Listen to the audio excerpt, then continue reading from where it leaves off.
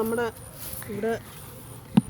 അസോസിയേഷൻകാർ വന്നിട്ട് ഇവിടുത്തെ നമ്മുടെ സൈഡിൽ ഇതുവഴിയാണ് നമ്മൾ നടന്നു പോകുന്നത്. കണ്ടോ, ഇവിടെ എല്ലാം ഇങ്ങനെ ചെടികൾ ഇങ്ങനെ പുല്ല് നിറഞ്ഞ് നിൽക്കുകയായിരുന്നു.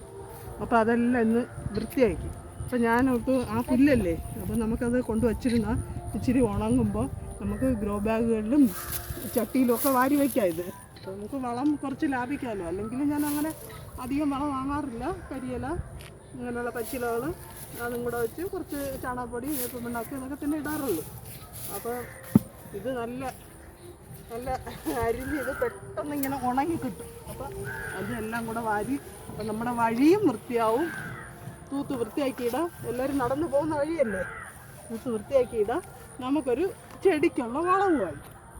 അങ്ങനെ ഞാനിതാ ഇവിടെയൊക്കെ ഇവിടെ എല്ലാം അങ്ങോട്ടെല്ലാം ഇതുപോലെ വൃത്തിയാക്കിയിട്ടൊക്കെയാണ്. അപ്പോൾ ഇഷ്ടം പോലെ പുല്ലുണ്ട്.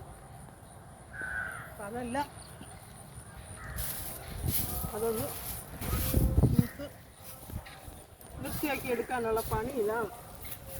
ഉണ്ടോ, ഇത് പച്ചിലയല്ലേ, നമുക്ക് ധൈര്യമായിട്ട് വെക്കാമല്ലോ.